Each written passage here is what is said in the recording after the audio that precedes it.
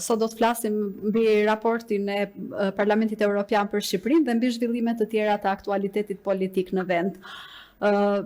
Si e komentoni ju raportin e Parlamentit Evropian, i cili në fakt e vë theksin tek problematika siç janë zgjedhjet, korrupsioni apo klima jo e favorshme e biznesit apo edhe të tjera problematika në vendin tonë, ndryshe nga ajo që paraqiten në propagandën, po themi, zyrtare.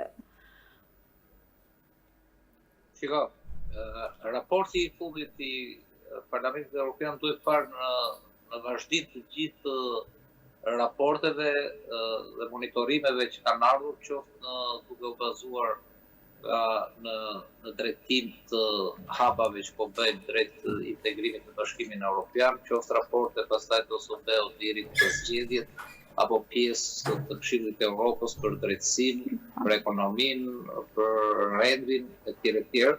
Kështu që pak a shumë ky është një raport që integron të gjitha problematikat e Shqipërisë, por që nga ana tjetër, për të qenë të vërtetshëm, është një raport inkurajues, është një raport inkurajues për të mos na mbyllur derën përfundimisht drejt atyre afateve të fundit që janë për antarësimin në Bashkimin Evropian.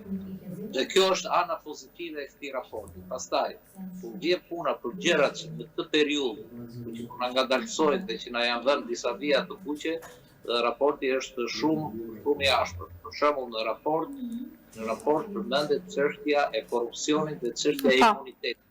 Për çështjen e imuniteteve ne kemi vetëm një rast, që është rasti i zonës Ballukut, ku Edi Rama e detyroi Partinë Socialiste, kryesin, grupin parlamentar, i vuri në rresht për të bllokuar një kërkesë të një instrukcioni të pavarur, siç është SPAK-u, i cili e bllokoi që në fillim për masën e pezullimit, pastaj me ato lojrat që bëri me gjykatën kushtetuese, pastaj kur nuk çau dot atje, bëri dhe aktin, domethënë, për të cilin ishte paralajmëruar nga shumë vende dhe nga Bashkimi Evropian, që është një vije kuqe. Dhe vije kuqe për Bashkimin Evropian është pikërisht reforma drejtësisë. Nëse lexon raportin, ose në saktë institucionet, nëse lexon raporti fjalë të mira ka vetëm për luftën kundër korrupsionit dhe krimin të organizuar, por këto nuk i ka bërë qeveria.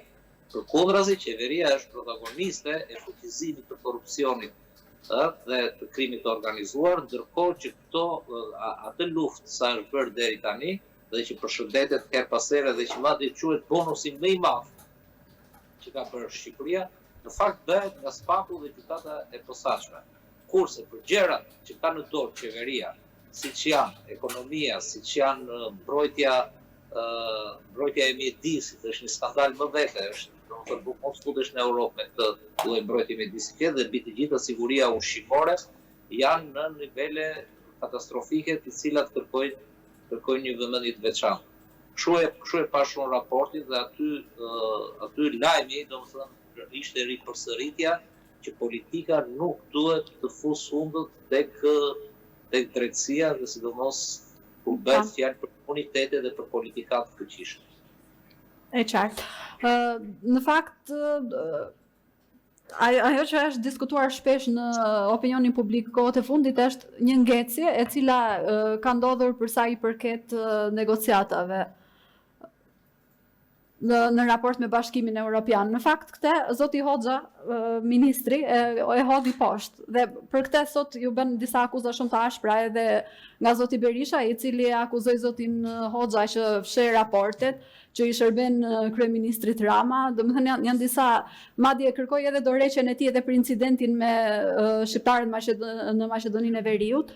Ju si e shikoni, edhe vetë zoti Hoxha pastaj mbajti dhe një qendrim për raportin, ku në fakt mu duk sikur kishte lexuar vetëm pjesën e parë të raportit. Si e shikoni ju këtë qendrim, sepse gjithmonë në një raport ka dy lexime. Është ai leximi real, është edhe ai zyrtari, po themi nga qeveria. Nuk e vën dot notën real dhe zyrtar. Kjo është simptom e klasës politike shqiptare, të cilët për arsye të propagandës së tyre, për interesat e tyre, i kalojnë nuk kemi një klasë përgjegjshme politike e cila mendon për interesin publik ose për interesin e Shqipërisë në një proces, në një ëndër siç është antarësimi në Bashkimin Evropian, por dhe kur vjen puna për të analizuar këtë proces ose problematikat që ka, po dhe sukseset që mund të ketë, është në ekstreme. Në ekstrem është mazhoranca e cila thotë nuk ka bllokim, nuk ka bllokim, nuk ka ngecje, etj. Në ekstrem është dhe Sali Berisha, dhe s'do të them se s'është ajo opozita e diçka, e cila thotë ka marrë fund të bllokuar. E vërteta qëndron gjithmonë në mes të këtyre llojeve kështu. E vërteta është që ngecje ka ngecje, sidomos pas kalimit të vijës së kuqe me çështjen Balloku që ta thash, por dhe me disa bllofe që po dalin që vetë i ka pranuar Edi Rama, jemi të merr thot me sigurinë ushqimore, pastaj tani do jemi të merr dhe me mjedisin etj. Çështja është që në qoftë se nuk kemi mbyllje përfundimtare të derës në Bashkimin Evropian, përkundrazi mund të përdorim shprehjen që Bashkimi Evropian, vendet e Bashkimit Evropian me hund të mbyllur, ku tërbon, nuk plotësojnë kushtet, ku tërbon Shqipëria, por për arsye gjeopolitike, Europa është duke u riorganizuar, duke u nisur dhe nga qëndrimet e presidentit Trump, i cili po mban një distancë e kërcënon her pas here Europën që unë do të lë vetëm përballë Rusisë apo çdo lloj kërcënimi tjetër. Në këtë kuadër Europa është duke bërë një riorganizim të vetes saj dhe kërkon një fuqizim apo një bashkim të gjithë vendeve, dhe ky është dhe shansi vendeve të fundit që kanë ngelur, që janë vendet e Ballkanit Perëndimor, dhe sidomos i Shqipërisë, është një vend ndryshe nga Serbia, është një vend tipik pro-perëndimor, është antar i NATO-s dhe njëkohësisht është një vend i cili dhe strategjik, me dalje në detin Mesdhe dhe në detin Jon, në detin Adriatik dhe në detin Jon, por është pra një vend strategjik që Europa ka interes ta fushë. Ajo që dua të them për te luftës politike, ne jemi gazetar, ne jemi media, neve na intereson interesi publik, interesi i shqiptar. Po tjetë për klasën politike. Qoftë për Edi Rama që ka vënë bast që do ta fusu në Bashkimin Evropian. Për Berishën po se ka qenë etj. Kjo lloj klase politike 35 vjeçare nuk ka interes. Dhe kjo nuk është sepse janë anti-shqiptar, në kuptimin. Nuk kanë interes që Shqipëria të futet në Bashkimin Evropian. Kjo ka të bëjë vetëm me misionin e vërtet që ka klasa politike shqiptare, që është pasurimi i vetes, i familjarëve dhe i njerëzve që i rrethojnë. Të gjitha palët nuk duhet të bëjë dallim vyra ashtu. Futja në Bashkimin Evropian ose si një kandidat me të drejtat plota që pritet tani, çfarë bën? E fut Shqipërinë në monitorim. Dhe pikërisht ky monitorim i tremb ata, sepse nëse futesh në monitorim, futen në monitorim financat, futen në monitorim tenderat, futen në monitorim ti duhet jesh i detyruar që të jesh në hapat apo dhe në kriteret e Bashkimit Evropian për çdo gjë. Që nga ushqimet që hap, që prodhojnë sëmundje kancerogjoze, sepse janë të skaduar apo jashtë çdo lloj standardi, nuk e dim nga vine, që nga ilaçet, që nga mjedisi, dhe që nga rregullat e ekonomisë së tregut, ekonomisë së lirë, që këtu është prishur komplet. Dhe duke u futur në këtë lloj ingranazh që kanë gjithë vendet, ata që do përfitojnë në fakt janë ajo pjesë e vogël e shoqërisë shqiptare që është klasa politike, në pushtet apo në opozit apo kur bëhen rotacion, nuk ka rëndësi se ka kaluar 35 vjet, që ne themi edhe 5 vjet do futemi në Bashkimin Evropian, por përfitojnë shqiptarët. Përfitojnë shqiptarët sepse nuk është Bashkimi Evropian thjesht lëvizja e lirë. Nuk është thjesht lëvizja e lirë. Mbi të gjitha është ekonomia, çlirimi i ekonomisë së tregut dhe mbajtja nën kontroll dhe në frena e qeveritarëve dhe atyre që kanë në duar buxhetet e vendit, sepse tashmë do jenë në një projektor apo dhe në monitorim, nuk mund të bëjnë dot lëvizje siç i bëjnë tani, sikur janë në pronat e baballarëve, sikur e kanë trashëguar Shqipërinë këta lloj politikash.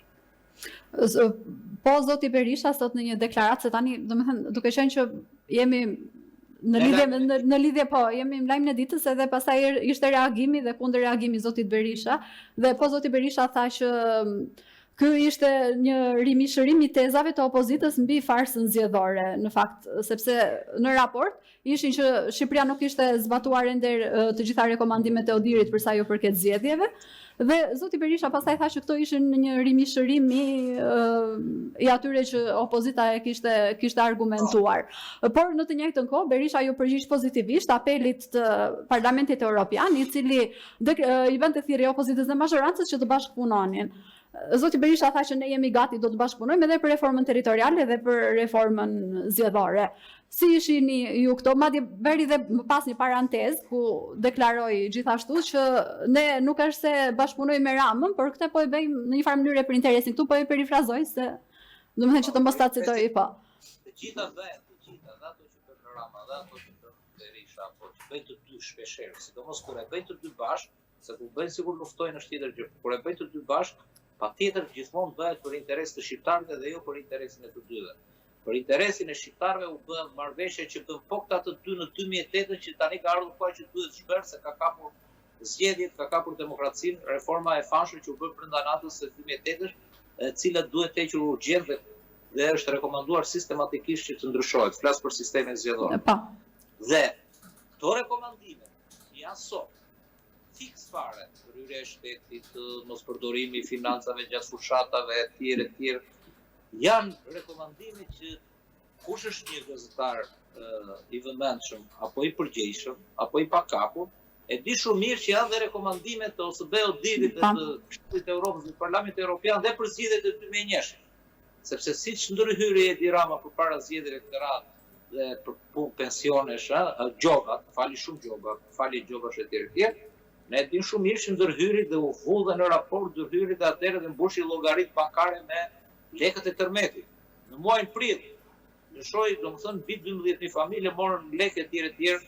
Atëherë ishte shumë i fortë patronazhimi, ndryrja e shtetit, përdorimi, inaugurimi i rrugëve, fillimi i rrugëve në fushat elektorale, premtimet apo punësimet 3 mujore, është një skemë që të marrin të fusin në punë para zgjedhjeve, gjoja si me 6 mujar, etj.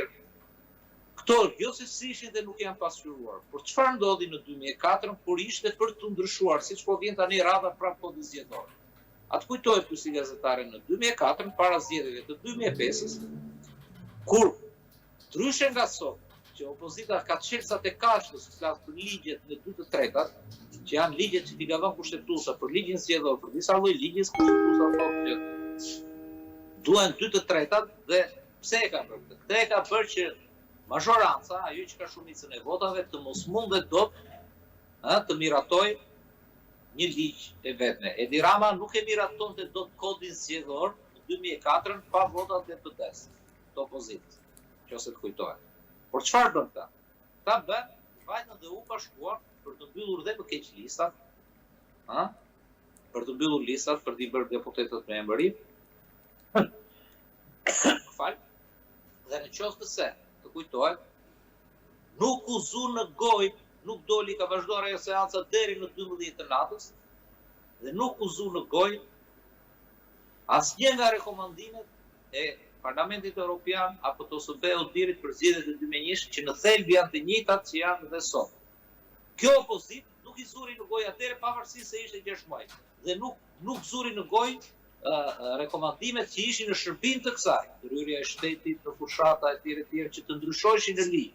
Dhe kur kishte dhe fuqinë që ti thoshte, po si ndryshove këto, se të paktën këto ishin gjëra që vinin nga një palë tretë që janë ndërkombëtare. Dhe thoshte gjë, këto nuk i kërkojnë ne. I kërkon Bashkimi Evropian, i kërkon OSBE-Odiri dhe i thosh, po si fute këto në ligjin e ri zgjedhor, ne nuk ta japim votën, dhe Rama nuk e votonte dot. Dhe kjo është hipokrizia e madhe. Tani sot dalin dhe thonë jemi ulur prapë bashkë dhe më e bukur është janë të dy protagonistët e 2004-s. Është ulur prapë Bylluk Bashi me Damian Gjikturin, që atëherë u mbyllën dhe nuk e mori vesh njeri. Prapë dhe ne sot nuk jemi transparent. Shkon që ka ndodhur me kodin zgjedhore. Na i nxjerrin si ata magjistarët nga Kapelja, na i nxjerrin një muaj para zgjedhjeve. Dhe dalin dhe bëjnë fakt që ne u morëm vesh për këtë. Nuk e hedhim, nuk bëjnë transparencë një vit para për shkak që janë zgjedhjet lokale, nuk e hedhim që ta diskutojmë ne, nuk hedhim variante, do bëhet kështu proporcional, majoritar, i përzier, etj. Por jo, e mbajnë ata sekret. Aq më tepër që kjo në këtë rast vetëm që e kërkon Bashkimi Evropian që të jetë gjithpartiak, kjo reformë, gjithmonë është kërkuar, të jetë gjithpartiak, por po të dojë Edi Rama, Edi Rama është i detyruar nga ndërkombëtar, po të dojë Edi Rama e bën si të dojë, dhe këta këtë rast nuk kanë as fuqi, se s'kan fuqi ta arrëzojnë me vota, se Edi Rama i ka 84 vota, sepse ai është një ligj që votohet me 84 vota. 84 si kishte 2004 dhe këta e lanë ta bënte ti merrte zgjedhjet në tavolinë, qoftë përveç atyre manipulimeve, vjedhjeve që janë dakord krimi organizuar, etj, por qoftë edhe për sistemin, domethënë që imagjinoj çfarë sistemi kemi, që vota nuk është e barabartë si në Kukës dhe në Vlorë. Për të nxjerrë një deputet në Kukës duhet 20.000 vota, për të nxjerrë në Vlorë duhet 6.000 ca vota. Po vota është një. Një njeri, një vot, thot demokracia. Një njeri, një vot, jo një njeri, 2 vota. Apo një njeri, gjysmë vota, si që shko në Kukës. E qartë. Në fakt, tani, për të lënë pak raportin më njanë, doja të pyesja për sa i përket situatës në Partinë Demokratike. Sot është zyrtarizuar Berisha si kandidaturë e vetme. Si e shihni ju garën e para pak ditëve në PD dhe rezultatin ku jemi sot? Në PD s'ka patur garë, se garë do të thotë që ta lejosh tjetrin të futet me mendimin e tij me platformën e tij. Në PD ka patur një garë për jashtimesh.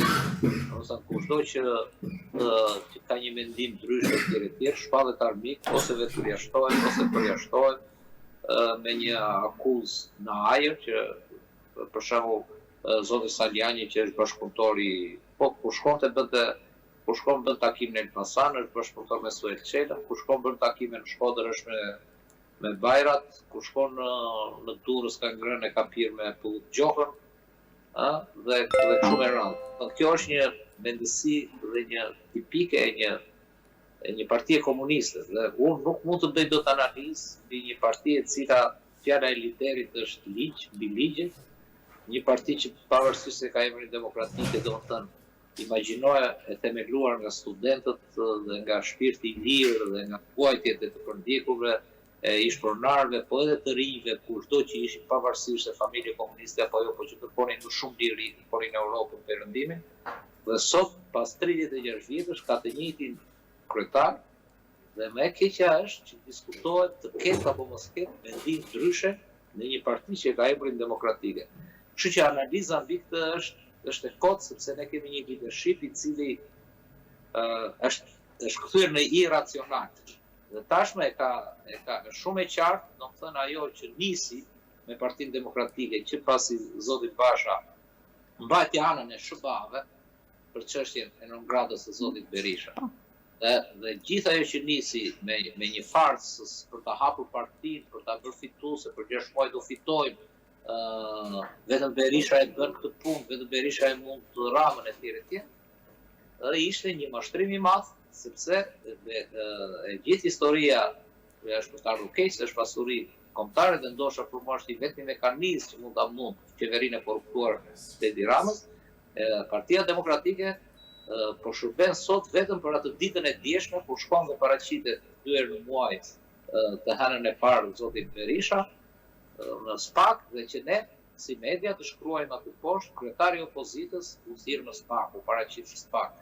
Filloi gjyqi për kryetarin e opozitës për korrupsion në SPAK, dhe që të duket si i përsekutuar politikisht, si shtrolte vetë etj. Dhe gjithë thelbi i luftës, dhe po kjo nuk është Partia Demokratike, sepse Partia Demokratike nuk ka punë me drejtësi. Demokratët janë të ndeshur. Vetëm një kokër ose 2-3 kokra mund të kenë punë me drejtësi. Partia Demokratike nuk është non grata në SBA, përkundrazi. Shtetet e Bashkuara të Amerikës, qoftë kur kanë qenë demokrat, qoftë kur kanë qenë republikan, siç janë sot, apo e kanë patur në Shqipëri Partinë Demokratike aleat strategjik si parti, aleati më të madh. E njëjta gjë edhe me partitë që janë sot në pushtetin e Europës, CDU. Por ne çfarë shikojmë? Ne shikojmë një parti që për hir të lidershipit është e izoluar. Nuk i shkon në zyrë as ambasadori i Kosovës. Jo më pastaj i Gjermanisë, i Britanisë së Madhe, i Amerikës etj etj. S'është kjo Partia Demokratike. Kështu që në këtë kuptim analiza është kod ata kanë zgjedhur këtë rrugë, fuqi nuk kanë.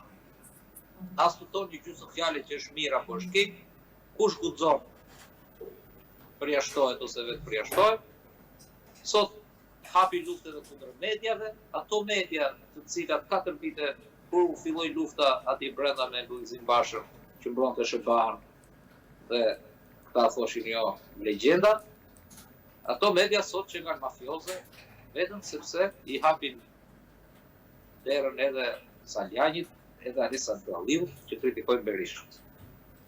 Po në fakt ka filluar edhe para pak ditësh ka hedhur disa akuza ku ishin të rënda dhe ka pasur më pas edhe reagime edhe nga shoqatat e mediave. Po mendoni ju që Berisha po e përdor Partinë Demokratike për betejat e tij, domethënë që vijon ta përdor Partinë Demokratike, po e merr me vete, po themi, në problematikat që ai ka me drejtësinë. Po dëgjojnë se do. Ka Partia Demokratike në një problem me Shtetet e Bashkuara të Amerikës? Jo. Po ti vëshret, përveç Berishës, mund të shkojnë në Kongres, shkojnë në Departament të Shtetit, apo shkojnë në ambasadë amerikane. Ka Partia Demokratike probleme drejtësi? Jo. Jo. Është vetëm Sali Berisha dhe familja e tij që kanë probleme, kanë procese, inshallah dalin të pafajshëm, po është problemi tyre. Nuk është problemi gjithë shqiptarëve, sepse nuk mundet dot që një parti që është në opozitë të sulmoj një institucion si Spaku dhe GPK-ja, i cili të ka goditur aq keq në brinj mazhorancën e kryeministrit dhe ti ta quash organizatë kriminale. Ai të merr ty të fut asete të mëdha të Edi Ramës, edhe të korrupsionit dhe që janë dhe elektoral. Ai të godet ish ministri Nametaj, ai të godet ta fut në burg makinerinë e madhe Erion Velien për Tiranën që ishte absolute, me gjithë drejtorët e vet. Ai të godet zëvendës kryeministre Belinda Balluku. Dhe ti pra këto nuk i shfrytëzon. Ai të ngret topin ty pa dashje, ai bën punën e vet, ne duhet ta bëjmë më mirë. Ai ngret topin opozitës dhe opozita këtë top. Në vend që ta bëj gol në portën e kundërshtarit dhe bën autogol. Pse se ka një hall Berisha dhe që të thotë që është organizatë kriminale, që i thotë Artin Domani troplimi e ku di unë se çfarë. Pse? Sepse duhet zgjedhur halli i Berishës. Halli atyre 20 ca pasurive të sekuestruara të familjes, problemet që ka me non gradët, miliona dollar të hedhura në vend që të fuqizojnë opozitën këtu, shkojnë dhe hidhen për hallin e një individi që ka me SBA, se është nominale. Është për Sali Berishë, nuk ka thënë SBA-ja që ne jemi për kundrase. Ne jemi kundra Partisë Demokratike. Por ne jemi kundra këtij individi. Dhe Spaku ka punë me këtij individ, nuk ka punë me mira i qindra mira demokratë. Dhe ky ngërç nuk ka nevojë pasaj ti ndoshta e bëre pyetje retorike apo e përdor për vetë. Por po e shikoj se po e përdor për vetë. Jo, e qartë. Jo, e thash në fakt pastaj si një përfundim të asaj që thatë më sipër, sepse në fakt nuk e kisha planifikuar këtë pyetje, po duke qenë që më dolët te kjo pikë. Se para disa vitesh ishte shumë e diskutueshme në debatin publik pjesa që Berisha përdor Partinë Demokratike për të shpëtuar drejtësisë edhe për të rivendosur marrëdhëniet me SBA-n, duke qenë që u shpall në ngrata dhe ishte pak një sfidë personale për të rikthyer dhe për po vjedhjet e tjera, domethënë ato janë 2029, por jemi në një kohë që po të kesh mendje të ftohtë duhet bësh edhe bilanc. Tani Berisha dhe kjo media që po e sulmon sot Berisha në blok, e kanë ndihmuar kur filloi foltore, e tjerë, e kanë ndihmuar jashtëzakonisht shumë për të ndoshta i ishte i paprovuar në rikthimin e tij, sepse premtonte që deputetët do t'i zgjedhin demokratë. Ai i bëri dhe primar dhe në fakt nuk i zgjodhën demokratë. Premtonte garë, vuri Nenin Basha që thoshte nëse unë mbet zgjedhjet, largohesh automatikisht, nuk po e zbaton. Thoshte do ta rrezoj për 6 muaj, thoshte do bëj protestat më madhështore. thoshte do ta mund këtu bluja bënte portokalet blu për të përgjithshme dhe në fakt sot kur përballet përpara pyetjeve, ai është vetëm në justifikime dhe në kështu. Kur përballet para shifrave, pyeti sot një kolegu jon Osman Stapa në konferencë dakord se 1, 2 dhe gjejnë armiq, siç ka gjetur vetë janë tani përpara ishte armiku Kryqëzit Basha, tani është Saljani, Tanesja, tani hajde po e kupton po nxjerrin me gjithë respektin, po nxjerrin armikë dhe me rushën, me remen senën dhe tha pra që lufta ime është me krimin. Pra do të thënë që përballjen e ka vetëm me Saljanin dhe të tjerët me pak fjalë nuk i konsideron, të paktën me atë që la të kuptojë. Të merremi tek kjo. Jo, thjesht për një qartësim tek deklarata, po. Sali Berishës i dhan dhe shpirtin demokratik. E ndoqën dhe kundra SBA-s. Se ishte risk i madh atëherë të bashkoheshin me Sali Berishën, flas për deputetë të tjerë, gjithçka që ikën dhe nga Basha etj. Edhe të kishe përballë dy shtete si SBA-ja dhe Britania e Madhe. E dyta e dinin, e ndoqën dhe kur e dinin që kishte një proces etj. Pse? Sepse besuan që ky do t'i sillte në pushtet, kaq i thjeshtë është. Se ky do ta rrezonte Edi Ramën. Por çfarë ka ndodhur? Ka ndodhur që ka ardhur koha të bësh një bilanc. Në vitin 2021, Partia Demokratike e drejtuar nga Lulzim Basha dhe në koalicion që nga krau tjetër ishte Monika Kryemadhi me LSI, është ndarë me Edi Ramën dhe me pushtetin vetëm me 38.000 vota. 2025, prapë me LSI-n dhe me një grup akoma më të madh, ata më të shtorët që krijojnë, është mbi 240.000 vota diferencë. Tani këto janë fakte. Ti jo vetëm që se bëre më të madhe, jo vetëm që si shtove votat. Ti jo vetëm që se bashkove, sepse po ti shiko çfarë po ndodh, nuk ka nevojë. Zgjedhjet në Korçë për kryetarë, për çfarë? I shtyp. Në Gjirokastër, po ashtu, keqem keq, në Mirtit kishin kërcitur shishet, në Shkodër kishin kërcitur grushtat, në Kruj, erdhën ata të Krujës aty i thanë, çfarë po bëni i thanë, s'u tash u dek, mund në Ulbor, në Durrës, e mban më erdhën ata të Durrës. E kupton? Dhe ti në fakt ti duke ka ta ndisur këtë parti. Tani kjo bëhet sepse nuk di Berisha të drejtojë Partinë Demokratike, as se vë njëri ndyshirim, unë jo. Dita drejtoi dhe shumë mirë. Bëhet se nuk e di Berisha që po ka ta ndisë dhe nuk mund të fitojë kështu dhe as mund të ndalojë dot vjedhjet e tjera. Patjetër e di më mirë se kush do fitojë. A di Berisha se si ta bëj këtë dëm të madh ta bashkojë ta? E di më mirë se kush do sepse çu e u rikthye se pa letra po ishte në grada dhe para 2005-s për ngjarjet e 97-s dhe 98-s. Por e hapi krijoi atë kopin e fashur që komiteti i politikave atëherë që erdhën këta të rinjtë dhe i mblodhën gjithë ishtë armiqtë e tjerë, nuk e mbyllën. Në fakt po tentohet që të krijohet një e dytë, por ka një lloj përpjekje, nuk e dihet se sa e suksesshme do jetë, por që po. Jo, do të them tjetër që ai di Berisha mënyrën si fitohet edhe se si është, dhe si e di shumë mirë. Atëherë vjen pyetja, pse nuk e bën?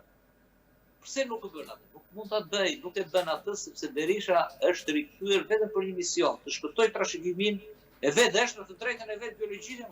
Unë nuk po them që Berisha të mos zbroj veten e vet, të heq, ta mbyll, se është dhe në moshë, ta mbyll si non grada me vola turpi nga SBA-ja, nga perëndimi. Ti marrin pasurinë familjes, fëmijëve, vilat, siç u kanë marrë apartamentet e tjera që janë në sekuestro akoma. Nuk ai ka të drejtën e tij të mbrojë, por ti për këtë punë duhet të marrësh avokatët më të mirë, ta mbrosh vetë siç e tha në fillim, nuk do ta përziej, tha, çështjet e mia me SBA-n apo me drejtsinë nuk do t'i përziej me PD. Tani ku kemi arritur? Kemi arritur që gjithë PD-ja, siç ta thash pak më përpara, për Edi Rama dhe Belinda Ballokun, gjithë PD-ja, gjithë grupi parlamentar, vihet në shërbim të problemit që ka Edi Rama me SBA-n dhe këta të tjerët se kanë, dhe demokratët se kanë. Siç u vu për turbin e Zotit, siç u vu gjithë grupi parlamentar i Partisë Socialiste në shërbim të Belinda Ballokut ose të Edi Ramës, që janë njësuar me njëri tjetrin, për të mbrojtur ç'pun kanë socialistët e tjerë me ato që ka bërë Belinda Balloku për shkak. E kupton? Belinda Balloku të shkojë në SPA, të hetohet, dhe të dalë pafajshme dhe rikthehet dhe më fuqishëm. Po kështu dhe Berisha, po kështu dhe kushdo tjetër nga këta 10-15 politikanë që ne po bëjmë ramin, sigur janë, ndërkohë që problemet e drejtësisë janë të tjera, po është e vërtet janë mbushur burgjet me njerëz. Në fakt, këtu doja të dilja pak tek pjesa e burgjeve, sepse dua ta lidh pak me vendimin e dieshëm të kolegjeve të bashkuara për paraburgimin. Si e shikoni vendimin? Në fakt që u votuan në unanime kërkesa e zotit Sadushi. Kërkesa e zotit Sadushi me disa përpunime, prandaj do vonua është për dhe vendimi, më saktë është për të përshëndetur, është i vonuar. Pavarësisht sepse mund të ketë patur motivacione për të shpërtuar X-in për emra të përveçme tjerë që nuk besoj se përfitoj. Është për të përshëndetur, është për të reflektuar, problemi është si do zbatohet dhe si do ashtu, sepse ti çfarë do. Jemi përqendruar gjithë për hallet e Sali Berishës, të Edi Ramës, të Belinda Ballukut, të Ilir Metës, të Beqes, të Arben Ahmetaj, të një 10-15 kokrave të politikës, nga gjitha krahët në Shqipëri, se si është paraburgimi e tyre, duhen paraburgosur, s'duhen paraburgosur, duhen të dalin në gjyq me xham apo me shufra ekuri apo pa shufra ekuri, kanë të drejta, s'kan të drejta, këta të cilët asnjëherë kur kanë qenë pushtet dhe kur është në pushtet nuk kanë folur për të drejtat e një shqiptari të thjeshtë kur përfundon aty në dyert e prokurorisë apo në dyert apo në paraburgim në burgje, që i marrin tuf. Dhe sidomos këta gjyqtarët dhe prokurorët e post vettingut kujtojnë e kanë marrë kalimin e vettingut si një certifikat virgjerie, si një karta bianc që mund të bëjnë çfarë të duan, dhe i marrin i plasin njerëzit aty pa parë se çfarë janë, se përse e bëri atë që bëri, i fusin, ishte shumë i qartë vendimi, prandaj e përshëndes, njeriu duhet parë individualisht. I marrin, i fusin në grup, se çrësi ka sa që mund të ishte një shofer aty, apo mund të se e ka bërë ndonjëherë atë vepër, apo se e ka bërë në fushën dëshpërimi, apo se ka bërë. Sa është rrezikshmëria e këtij njeriu për komunitetin? Ta merr dhe flas brenda nga 5 vjet, nga 7 vjet, futi lexo vetëm nenin që të kap, por ky neni nuk lexohet, nuk lexohet për polin apo për ty, që mund të se si ka ndodhur në mënyra individuale për rolin që ke. A ke rekorde kriminale ti, për çfarë ke bërë ti një njeri në moshën për shembull 50-60 vjet që ka bërë një gjë që po më ta kap ligji dhe ta dënoj ligji, po pse e ka bërë? A është i rrezikshëm? A e ka bërë më përpara? Ka patur punë me drejtësi? Është një njeri që këtë punë bën, është një organizator trafiqesh etj, apo është një adoleshent? Apo është një njeri i dëshpëruar i cili ka marrë 5 qese me ashash dhe ka të shkuar për t'i shitur se ja ka dhënë dikush më i madh. Edhe aty është kapur nga këta gjëra, policët e infiltruar dhe ky tani nga këta gjyqtarë dhe këta prokurorë na e marrin dhe na e quajnë organizat.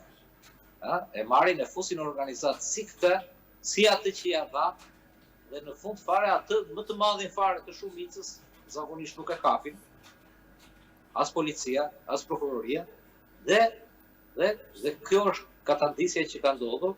Dhe nga ana tjetër dhe korrupsioni nuk është se është hequr, sepse mungon kontrolli mbi këta që janë kontrolluar. Mbi këta nuk po them për problemet e vettingut që kanë ndryrë politika hapur fare për heqjen dhe për mosheqjen e gjyqtarëve dhe të prokurorëve, por dhe këtë kontroll, hajde morëm të mirë që këta e kanë marrë për kohë, e kanë marrë siç ta thash, si një karta bianc ku mund të shkruajnë mbi atë të bëjnë çfarë të duan.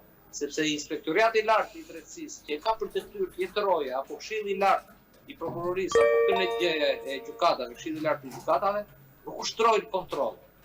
Janë 20.000 ankesa nga qytetarë të thjeshtë që janë tek Inspektorati i Lartë i Drejtësisë i LD-ja për këta lloj gjyqtarësh, të cilët për mua, për ty për shembull, për të njëjtën çështje, të çojnë në shtëpi me kusht, të jep një dënim me kusht.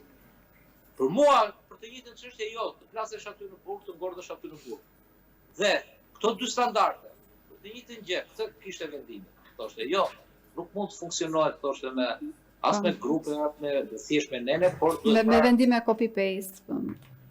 Shumë kohë siç e çon akuzën policia, prokuroria e merr e fut në një nen, gjykata lexon nenin, sa të kap nenin, mbi 5 vjet apo nën 5 vjet apo 3 deri në kaq, bën një ndryshim me 1-2 vite dhe kaq. As lexojnë dosje.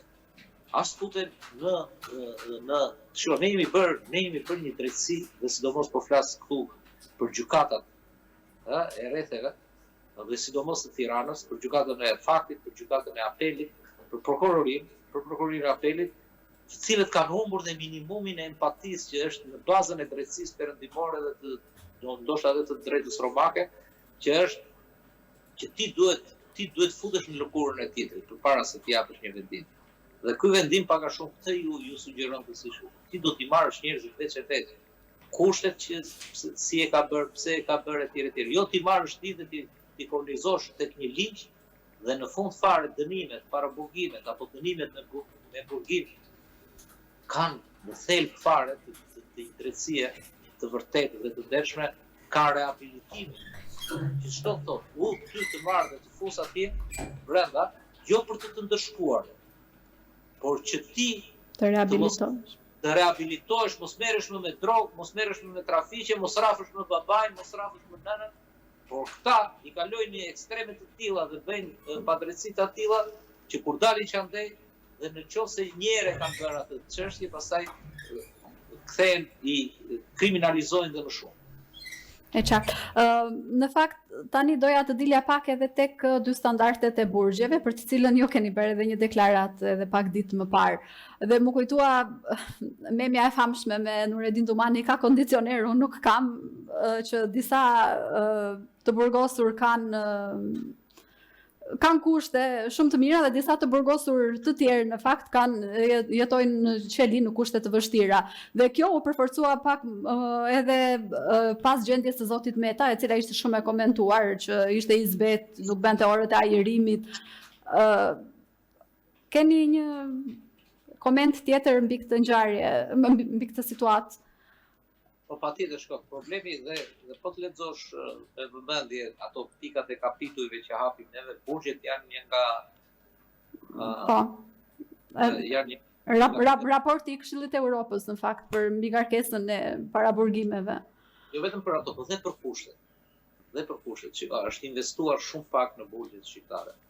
E gjitha kjo krijohet nga mungesa e investimeve ose më saktë, jo se s'është investuar, po janë vjedhur.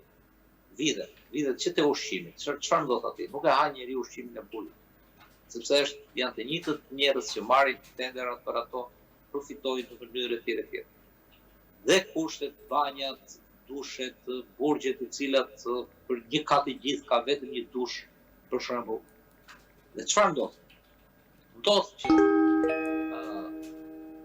të burgosurit kanë të drejtë që familjarët t'ju çojnë ushqime etj. Por kanë të drejtë të blejnë dhe sende. Kriminale aty është që dy standardet që kanë deklaruar është që ka njerëz të cilët janë eksponent të krimit të organizuar, si ata që patë video e kolegut tonë Flamurdeza, janë eksponent të cilët kanë telefona. Çfarë ndodh aty? Pse u detyrua nëpërmjet ndërkombëtarëve që në kohën e policisë së krimeve të rënda dhe sot të spakut që Ministria e Drejtësisë do të thënë me ndryrën e ndërkombëtarëve shpalli sistemin BIS. Sistemi BIS është izolim gati total, që të hiqen të drejtat dhe telefonatave, të komunikimeve etj. Pra një izolim ekstrem për individ caktuar. Se çfarë ndodh? Ndodh që nuk është problemi aty pse po pinin ata dhe pse po festohet në gjitha burg. Kjo historia filloi, domethënë që u shpalos, ka filluar që me burgun e Durrësit ku politikanët. Dhe duhet të mos harrojmë që burgjit nuk i ka SPAK. Burgjit i ka Edi Rama, i ka ministria. Por problemit e burgjit është që punonjësit që punojnë atje janë keq paguar. Ata vetë janë brenda burg, punonjësit e burgjeve. Për kushtet që punojnë, për rrezikshmërinë që kanë etj. Dhe kjo pastaj bën që dhe puna të bëhet më e vështirë, sepse ke të bësh edhe me individ që jashtë kanë miliona e miliona me para. E dyta, problemi është që çështja e burgjeve shumë mirë bën që ankohet zoti Meta, po mua më ka pëlqyer zoti Meta edhe për një fakt që tha si mua janë të tjerë. Është një pari politikan, që fut edhe bashkëvuajtësit e tjerë, se fut gjësh Eriu Velin, apo Beqen flasin vetëm për veten e tij, e tyre. Por të mos harrojmë që burgjet që këta politikanë kanë patur në dorë, ka qenë në pushtet, kur ka qenë zoti Meta në bashkëqeverisje me zotin Rama, që vazhdon dhe sot burgjet, Ministrinë e Drejtësisë dhe burgjet i ka patur pikërisht LSI-ja. Apo jo? Pa. Dhe mund t'i kishin rregulluar kushtet. Patjetër. Dhe çështja është që kur ke qenë ta zëm krye bashkiak, që je krye qytetar, krye babai i gjithë qytetit, të zgjedhur me votat, me qindra mijëra vota të qytetit. Nuk të dëgjuam asnjëherë që të thuash këta qytetarët e mi nuk kanë kushte kur i para burgos, ose po i para burgos gabim, apo i keq trajton, apo s'u zbaton të drejtat, që duhet për pa përjashtim të gjithë. Por kur të vjen veza aty, dhe për herë të parë domethënë filloi kjo race politikanëve tanë tradicionit dhe përballen me këto gjëra që ne shqiptarët e thjesht të gjithë shqiptarët kanë 35 vjet që përballen me burgjet, me drejtësi të gabuar, me prokurorë të korruptuar, me gjyqtarë të korruptuar e tjerë. Kur vjen puna, tani këta fillojnë të flasin në këtë moment. Shumë mirë bëjnë që flasin. Por këtu problemi nuk janë thjesht ata, 10-15 kokra. Këtu problemi është që të rregullojnë për gjithë. Prandaj ky vendim, edhe sikur të përfitojë, unë kam thënë pavarësisht se me çtuket ka patur dhe a shumë nuk përfitojnë. Por ky vendimi, unë kam deklaruar diku tjetër që edhe sikur të përfitojnë, çrëtsi ka se mund t'jetë nisur për të nxjerrë për të çuar në arrest shtëpie Eriu Velin apo të tjetër. Edhe sikur të përfitojnë këta, mirë është që të bëhet, sepse çdo gjë e keqe ka dhe mund të ketë dhe një të mirë të madhe që përfitojnë nga ky vendim, apo jo. Edhe sikur të ishte në fushë që përfitojnë ka 10-15 kokra, përfitojnë mira shqiptarë që vuajnë kot, jo se se janë dënuar padrejtësisht, por mënyra se si ekstremi me të cilin e vuajnë atë që kanë bërë, është e padrejtë.